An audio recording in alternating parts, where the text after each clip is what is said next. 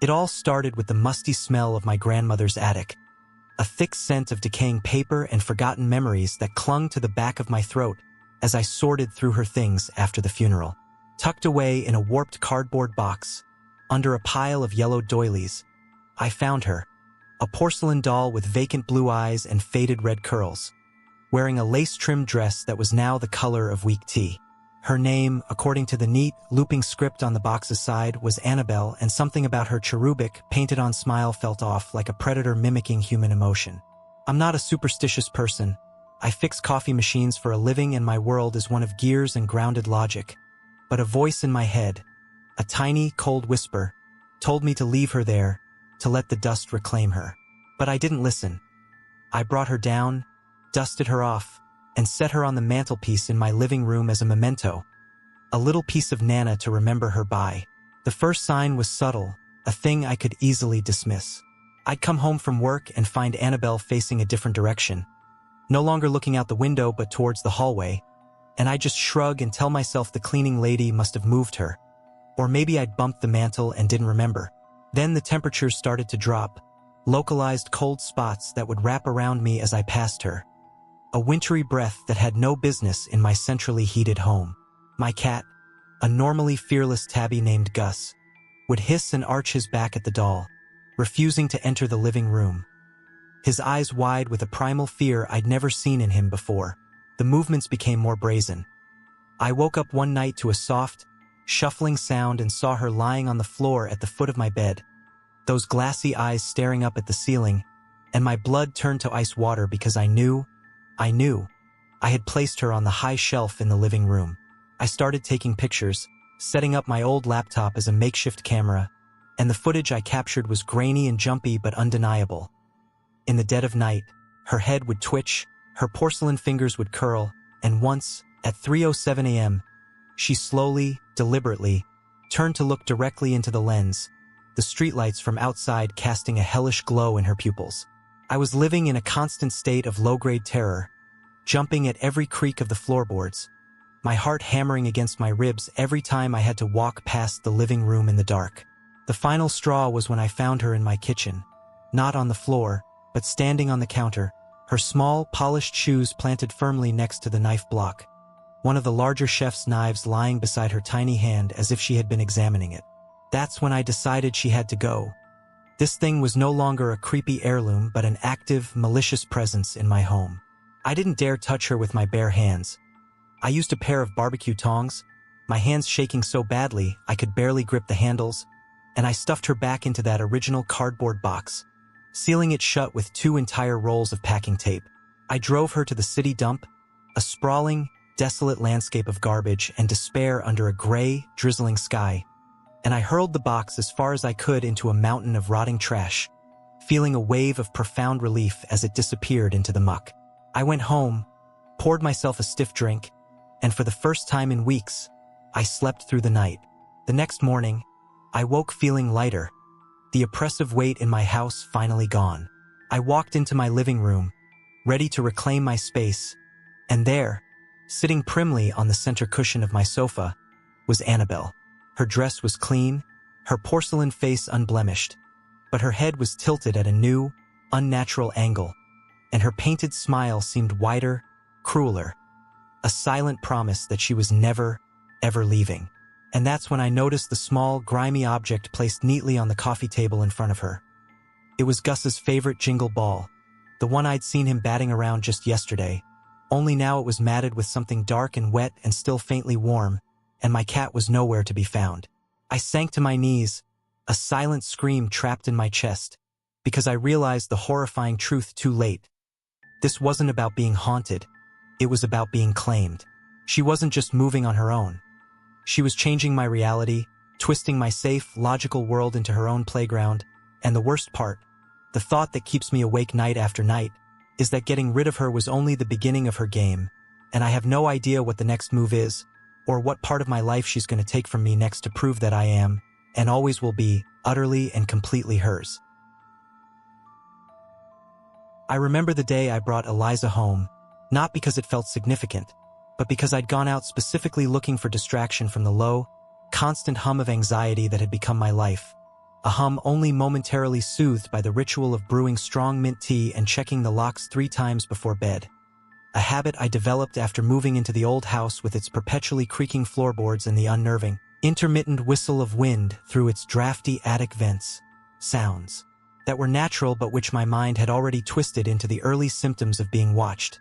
making me the perfect target, I realize now, for anything that thrives on low-level paranoia. She was a monstrous piece of beauty found tucked away in the musty gloom of a sprawling estate sale, a large porcelain doll, heavier than any toy should be, with wide, unsettlingly realistic glass eyes that seemed to catch the minimal light in a way that made them appear slightly damp, framed by dark, perfect ringlets woven into a style from the early 1900s, and the moment I saw her sitting rigid in a dusty velvet armchair, her fixed, antique smile felt less charming and more like a tight, silent strain, hitting that particular nerve of revulsion that scientists call the uncanny valley. The moment an object is too lifelike to be comfortable, too close to humanity yet undeniably dead. The elderly woman running the sale, the previous owner's niece, I think, had mumbled something cryptic about keeping Eliza with her original wooden box, a heavy, velvet-lined thing she insisted contained the other part of her, which I dismissed as useless sentimental junk and left behind,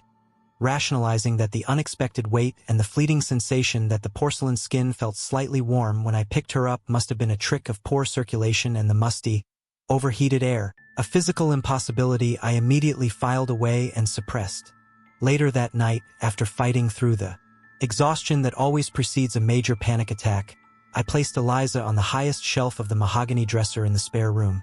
specifically facing the dark, eastern wall so her vacant, reflective gaze wouldn't catch me off guard when I went to bed, a small, ridiculous precaution against an inanimate object. But the next morning when I opened the door to grab a spare blanket, she was turned, not dramatically, but just enough, a precise 35-degree rotation, to face the center of the room as if she were waiting, her gaze fixed directly on the space where I usually slept, and I distinctly remember the frantic, immediate mental gymnastics I performed,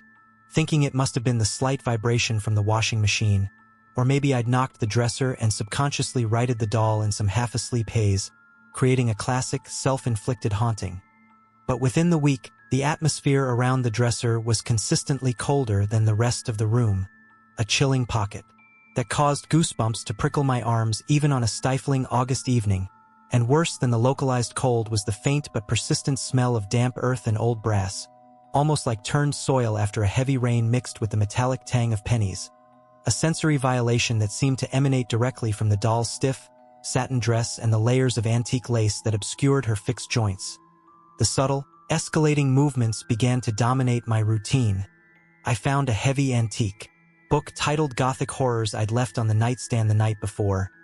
not just fallen to the floor, but open, spine cracked, to a specific unsettling page describing a ritual for binding spirits, which I swore I had closed firmly and put away, a chilling suggestion that her movements were purposeful. Soon after, the small silver key to the locking glass cabinet I decided to secure Eliza in was gone from its hook near the kitchen, vanished without a trace, sending my anxiety spiraling into real, tangible panic, a feeling so acute it gave me a dizzying sense of tunnel vision. I spent an hour tearing the room apart, checking pockets and drawers, until the rhythmic thump-thump-thump started, a sound like a small, soft thing being repeatedly lifted and dropped against the bare wood floor of the locked guest bedroom directly above me.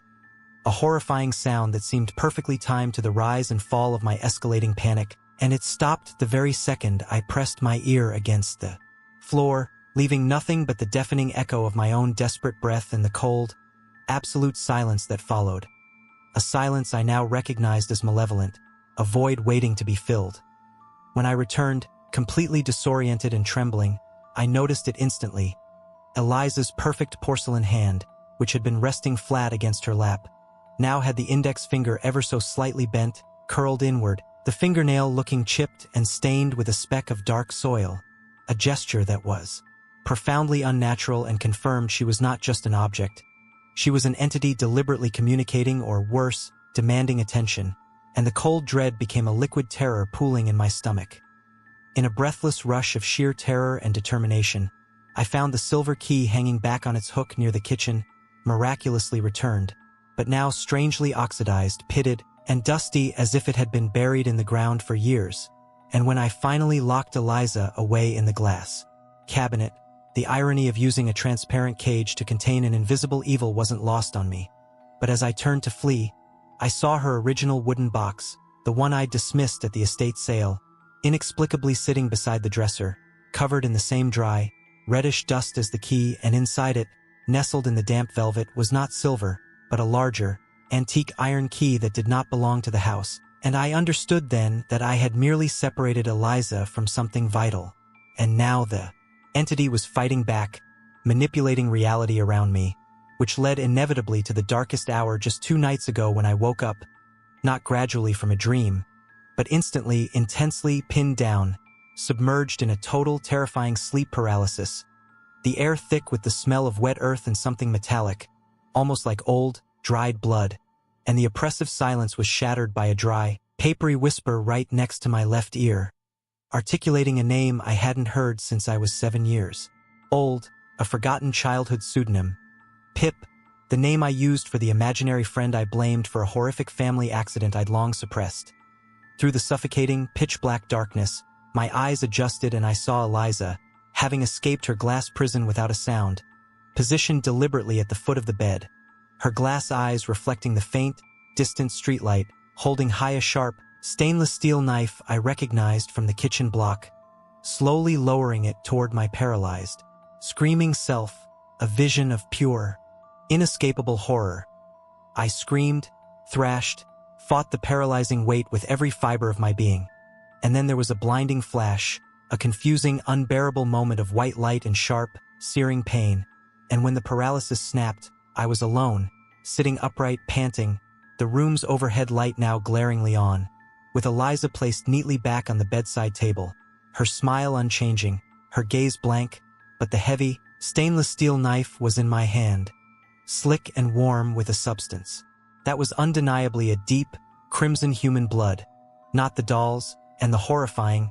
dizzying realization hit me with the force of a physical blow, stripping away every defense I had constructed. I did it. I had performed the violent act in the moment of being freed. The doll hadn't attacked me. She had compelled me, used my body, my trauma, my repressed history as the weapon, proving that the true cost of this haunting was not my life, but my own sanity and soul. They found me there, staring at the knife, and during the hours of police questioning, I couldn't articulate anything beyond the phantom coldness and the damp earth smell, claiming total, confused memory loss for the span of the attack, but the moral ambiguity of my situation. Was I possessed, or was I simply a fragile mind that the doll exploited to finally unleash an old, buried violence? Was cemented by the small, crumpled piece of paper the officers found discarded next to Eliza's empty spot on the dresser. A crude, crayon drawing depicting one small, stylized figure holding a knife over another, signed with that terrifying, long-forgotten childhood name Pip. Eliza is gone now, confiscated with the rest of the evidence. And I sit here in this sterile, brightly lit room, safe, they say, under observation, but the oppressive silence of this place, which should bring comfort, only reminds me of the void I felt in the guest room, and though the doll is miles away, the faint, persistent smell of damp earth clings to the edges of my breath, suggesting that the spirit was never truly contained in the porcelain, only delayed, and that sometimes the monster isn't a figure we can fight or lock away, but a dark, quiet influence that settles deep inside us, manipulating our own hands, waiting for the right moment to make its host move again. And I know, with a dread that goes beyond fear, that Eliza is still here, still Pip, and she just might be waiting for the next person to open the door, or perhaps, for me to get out. You know how it is when you first move into a new place. Everything smells like stale paint and unfulfilled expectation, and for me, a 23-year-old trying desperately to outrun a bad breakup that felt less like a relationship end and more like an emotional amputation. This dusty, third-story walk-up felt less like a fresh start and more like a temporary tomb. A pervasive, suffocating sensation only amplified by the cold, oppressive silence that clung to the plaster walls of my tiny, underfurnished living room, making every creak of the ancient floorboards sound like a heavy footstep, and it was deep in the back of the linen closet, tucked into a moth-eaten, yellowed shawl that smelled faintly of old roses and decay, that I first stumbled upon her. A grotesque yet delicately crafted porcelain doll, maybe 20 inches high, adorned with a faded, intricate lace dress that felt brittle to the touch, possessing unnaturally wide, deep-set glass eyes that seemed to absorb and intensify the weak, afternoon light filtering through the grime-streaked window, and a small, unsettlingly serene smile that felt not like a pleasant expression but a fixed, mocking grimace that hinted at secrets too old and terrible to utter, a hideous, forgotten relic that the landlord had, with criminal negligence, failed to clear out, and I remember the exact moment of picking her up, the ceramic cold and surprisingly heavy against my skin, and feeling an immediate, deep-seated repulsion, mixed with a powerful, morbid curiosity, the kind of terrible fascination that makes you rubberneck a gruesome accident or pause on a true crime documentary, a magnetic pull towards something intrinsically wrong. So I named her Alara in a moment of dark, ironic humor, and, against every single rational fiber in my being, I placed her prominently on the mantelpiece, directly facing the couch, thinking she was just a piece of harmless, albeit profoundly creepy vintage decor, something to lend this sterile little box some much-needed, dark character, a macabre conversation starter for a life I was now living alone. But the first strange, stomach-dropping thing happened barely 48 hours later when I returned from my soul-crushing shift, and I swore on my sanity that I'd left her facing the couch, a clear, direct line of sight between her vacant eyes and my relaxation spot. But when I came home, her face was unmistakably turned toward the window, a subtle rotation, maybe 30 degrees, perhaps less, just enough to register as a definite shift yet subtle enough that I instantly dismissed it, blaming the settling of the floorboards, a sudden, powerful draft I hadn't noticed, or maybe my own exhaustion and creeping paranoia playing elaborate tricks on me. The slow, insidious psychological erosion that comes with profound and unexpected solitude. But the movement persisted, gradually becoming more pronounced and undeniably more chilling. The next week she was completely facing the wall, her delicate, pale back to the entire room, a defiant, silent rejection of my presence, and I remember standing there, the blood draining from my face, before forcing a harsh, nervous laugh, a dry, rattling sound in the dead quiet of the apartment, thinking I must be losing my grip on reality, actively rearranging her in my sleep or during a fugue state and then simply forgetting. Yet the fear became a truly visceral, paralyzing presence when I woke up one Saturday morning. The air thick, strangely still, and vaguely metallic, like the scent of old coins in a forgotten battlefield, and found Alara sitting in the middle of the worn, crimson Persian rug, a staggering physical impossibility,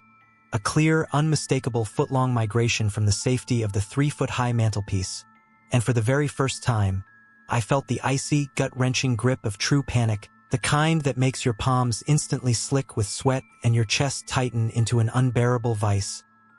Fear that was less about a conventional ghost and more about the absolute, terrifying violation of the laws of physics and my own sanity.